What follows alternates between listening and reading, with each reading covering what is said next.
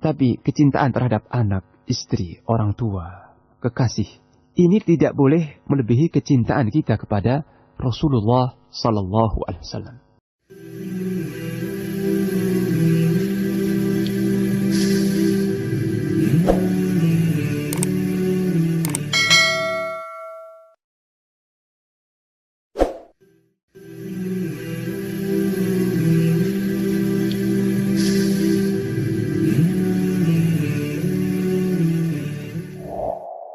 Apa itu hak beliau? Hak Rasulullah SAW. Paling tidak ada 5 hak beliau. Yang pertama adalah tasdiquhu fima akhbar. Kita wajib membenarkan semua yang beliau kabarkan. Jadi apa saja yang beliau sampaikan, beliau kabarkan tentang sifat-sifat Allah, tentang surga, tentang neraka, tentang pahala, tentang dosa, tentang hukum. Apa saja yang beliau kabarkan kepada kita, wajib kita membenarkan. Kita katakan sami'na wa saddaq wa amanna. Kami mendengar dan kami mengimani, kami percaya. Jadi kita wajib mengimani, membenarkan semua yang beliau kabarkan, yang beliau katakan. Tidak boleh ada kesangsian atau keraguan sedikit pun. Teladan kita seperti Abu Bakar As-Siddiq radhiyallahu anhu. Ketika setelah selesai peristiwa Isra wal Mi'raj, orang-orang Quraisy menertawakan dan menganggap ini kebohongan besar. Mereka bertanya kepada Abu Bakar As-Siddiq radhiyallahu anhu. Karena Abu Bakar belum mendengar kisah ini langsung dari Nabi sallallahu alaihi wasallam. Wahai Abu Bakar, kata orang Quraisy, sesungguhnya kawanmu, sahabatmu itu mengaku dia semalam telah berjalan ke Palestina, ke Baitul Maqdis. Padahal secara perjalanan onta ya, dari Mekah ke Palestina itu 1 bulan. Perjalanan 1 bulan. Nah, dia telah menempuh dalam 1 malam, dia berjalan ke Baitul Maqdis, Palestina. Setelah itu, dia naik ke langit-langit. Dia naik ke langit-langit yang tinggi. Lapisan demi lapisan. Setelah itu dia turun kembali ke Mekah dalam waktu 1 malam.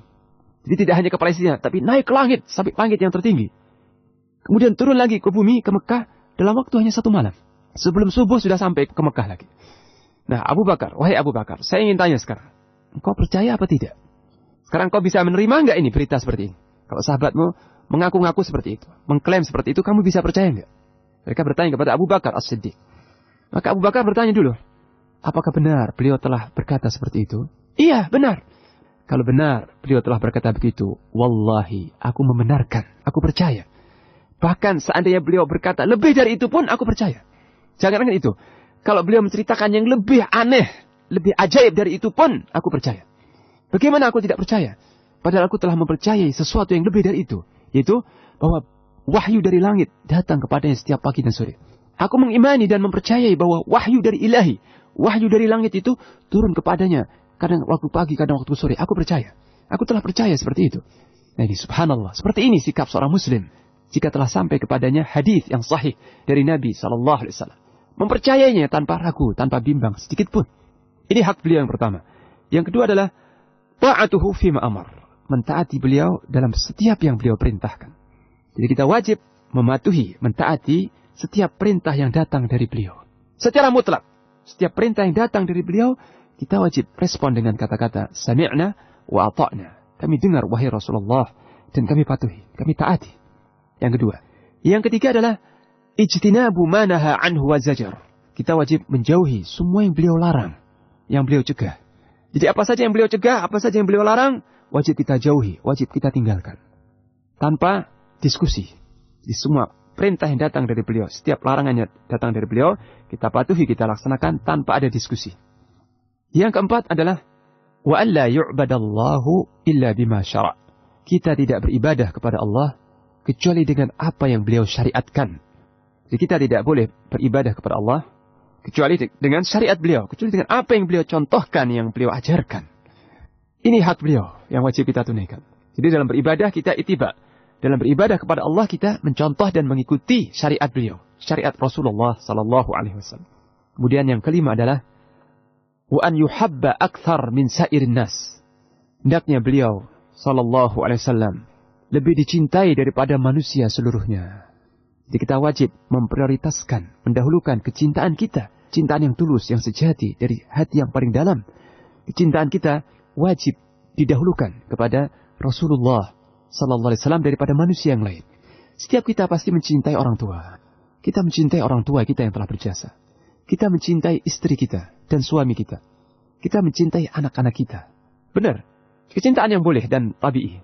Tapi kecintaan terhadap anak, istri, orang tua, kekasih, ini tidak boleh melebihi kecintaan kita kepada Rasulullah Sallallahu Alaihi Wasallam. Dan teladan kita dalam hal ini adalah para sahabat. Subhanallah ya, para sahabat Nabi, kalau kita baca biografi mereka, telah membuktikan hal ini. Bukan secara teori, tapi mereka secara praktik telah membuktikan kecintaan mereka, para sahabat, kepada Rasulullah Sallallahu Alaihi Wasallam lebih daripada anak, istri, orang tua, keluarga, sanak keluarga, dan seterusnya. Satu contoh saya sebutkan di sini. Dalam perang Uhud terjadi luka-luka dan penderitaan di kalangan kaum muslimin. Maka setelah pulang dari perang Uhud ini, ada seorang sahabat wanita bertanya kepada pasukan perang yang pulang ini, bagaimana Rasulullah Sallallahu Alaihi Wasallam? Sahabat yang ditanya berkata, wahai ibu. Sahabat ini mengenal ibu ini. Wahai ibu, bersabarlah ibu. Berharaplah pahala dari Allah. Karena anak laki-laki ibu gugur. Anak ibu yang laki-laki syahid. Suami ibu syahid. Dan saudara laki-laki ibu juga syahid dalam perang Uhud ini. Anak laki-lakinya gugur. Suami tercinta gugur. Saudara laki-laki tercinta gugur dalam perang Uhud. Fisabilillah. Maka bersabarlah ibu. Berharaplah pahala dari Allah. Maka ibu yang salihah ini berkata, bukan itu yang aku tanya. Yang aku tanya bagaimana Rasulullah Sallallahu Alaihi Wasallam. Bagaimana beliau? Adapun beliau, alhamdulillah selamat. Beliau selamat dan dijaga oleh Allah. Ibu ini mengatakan, aku belum puas kalau belum melihatnya sendiri. Aku belum puas kalau belum melihat sendiri beliau selamat. Maka dipertemukan, beliau melihat Rasulullah Sallallahu Alaihi Wasallam dalam keadaan selamat, sehat. Maka beliau berkata kepada Rasulullah Sallallahu Alaihi Wasallam, ya Rasulullah, kullu musibatin ba'daka jalalu. Wahai Rasulullah, semua musibah yang menimpaku, yang penting kau selamat, itu semua ringan. Semua musibah yang menimpaku, yang penting kau selamat, itu semua kecil, ringan, wahai Rasulullah SAW. Ini kecintaan yang tulus. Tidak hanya dari sahabat laki-laki, juga dari para sahabiat. Mereka lebih mencintai Rasulullah SAW daripada manusia selainnya.